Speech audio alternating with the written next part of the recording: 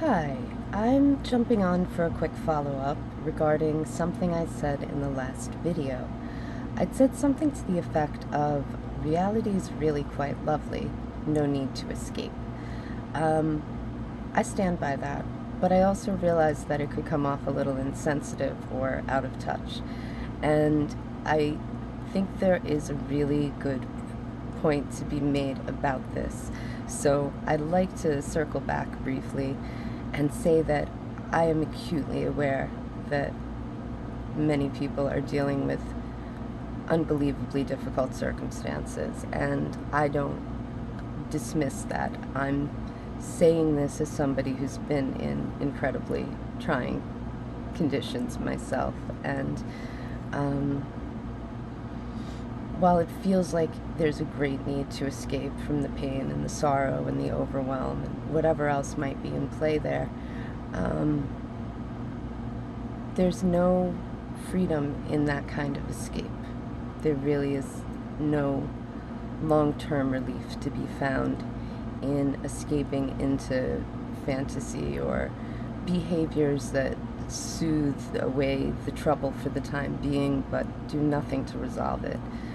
The real freedom is in being able to stay grounded in reality, to reach out to the larger world and realize that our circumstances, our experiences of those circumstances aren't all of reality. Reality really, really is quite lovely. It's full of so many miraculous things. It's the cosmos, it's the deep sea, it's the mountains, it's the sound of laughter, it's the joy you feel seeing an old friend for the first time in a long time.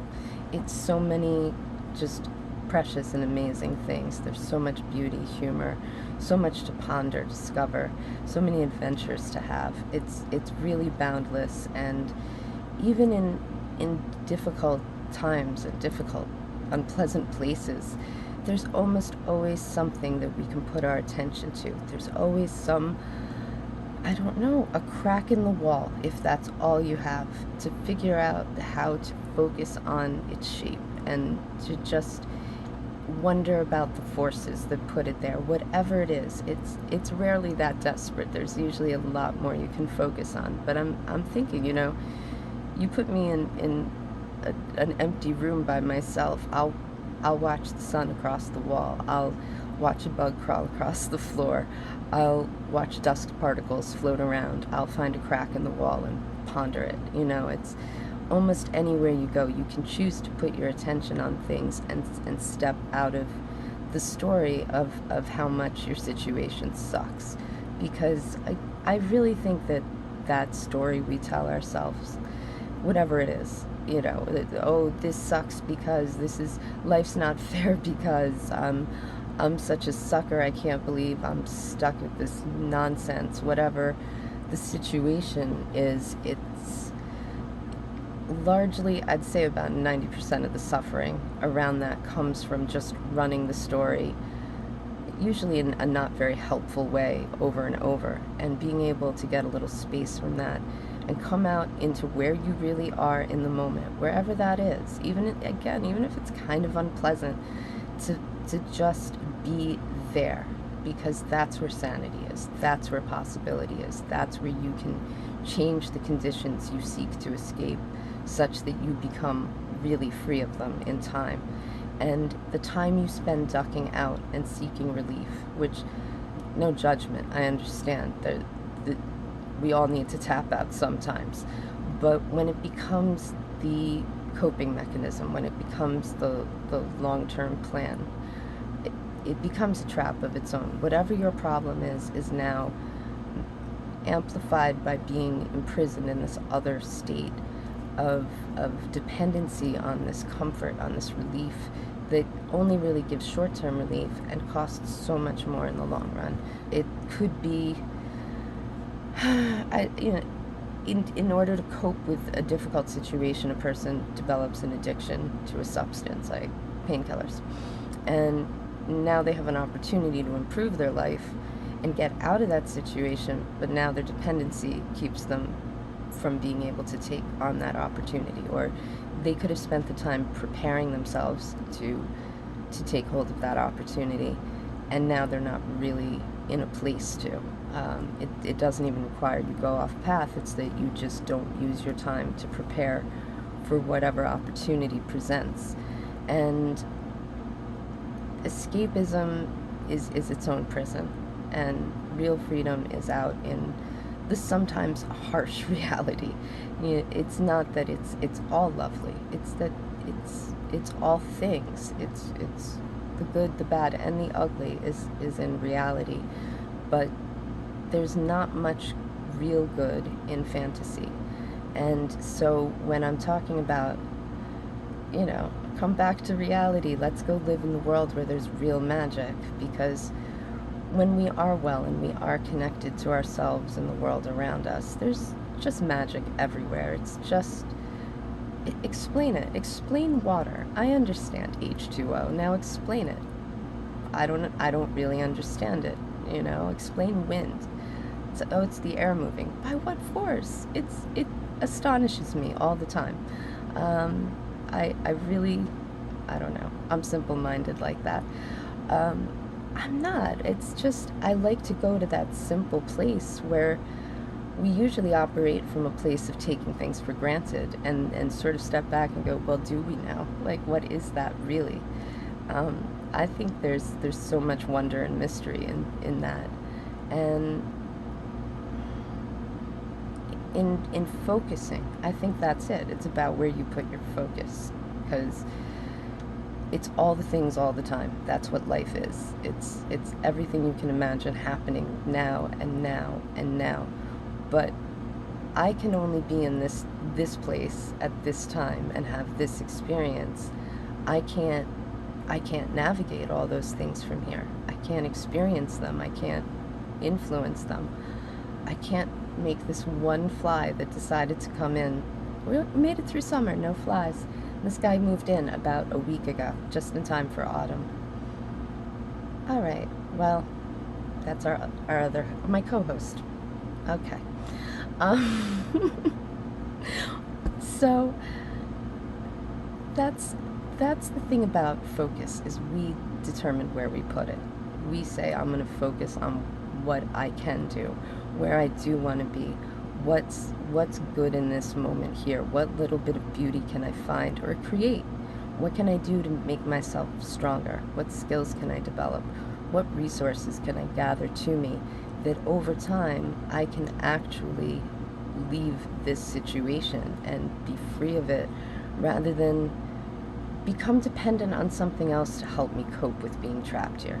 You end up being enslaved to it in two different ways, and it's tragic, because that same effort, if it's applied, gives you hope, it gives you possibility. And if you just keep going deeper for the relief, it's a bottomless pit. It leads to more and more dissatisfaction, and more craving, and more pursuit, and generally not the best choices, since again it becomes addictive, compulsive, unconscious, and it weakens us. It does. And I don't have any moral position on this. I just have my own experience of choosing to step away from things a little bit at a time.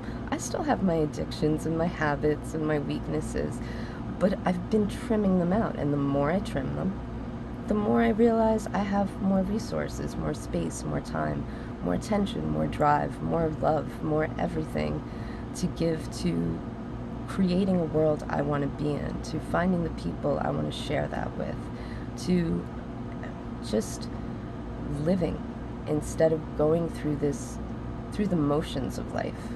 It's sort of a living death when you're just trying to survive this stretch until you can get to that relief.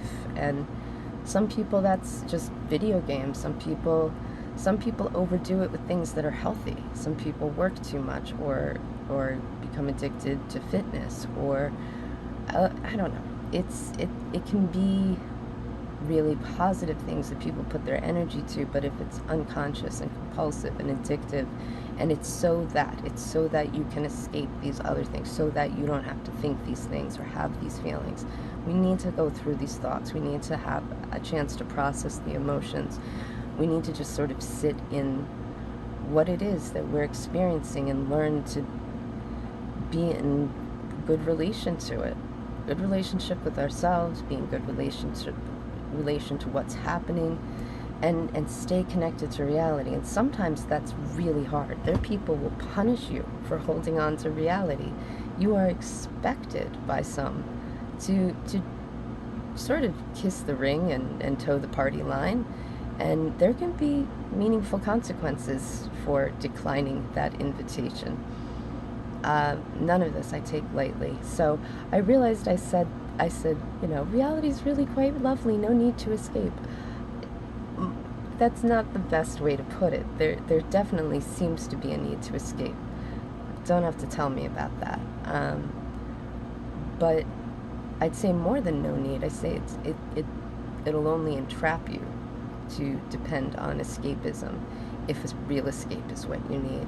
So yeah, that's a lot about focus and about how you look at the situation. You say, this sucks now, and I could have a small comfort now, which sometimes is the choice. Sometimes you need to just indulge a little to manage, but to let that be in the service of your effort rather than you find yourself in the service of its call.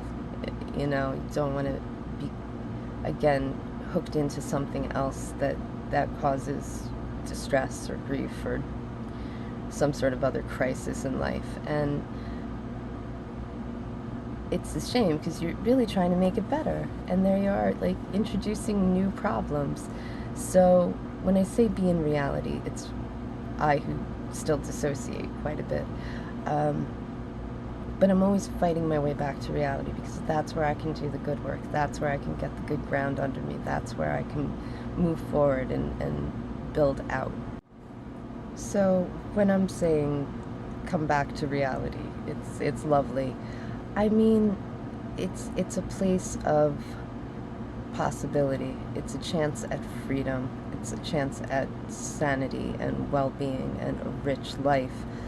Escapism is just an endless loop, and I don't want to see people trapped there. I think a little bit in measure is called for, but not at the expense of really being in this life and seizing the opportunities that present as often as the challenges. If you're attuned, if you're paying attention, the opportunities are as many as the challenges. And if you're willing to take on the challenges, because yes, there is a certain amount of stepping out into the cold, harsh light if you're used to being in a dark, cozy corner, and it can hurt, and there can be consequences, but the payoff is worth it. To be free and clear and have your dignity and all of possibility before you, that's what I really wish for all of us. So, not bashing the need to dip out and seek comfort. I definitely need to do it myself, but it's about finding the ratios and making sure that we're doing it in a conscious way that serves the larger effort, that we can get to a place we don't want to escape anymore. Create a whole new reality. So until we find better ways to do that, keep exploring the ideas and look forward to speaking with you soon. Thank you.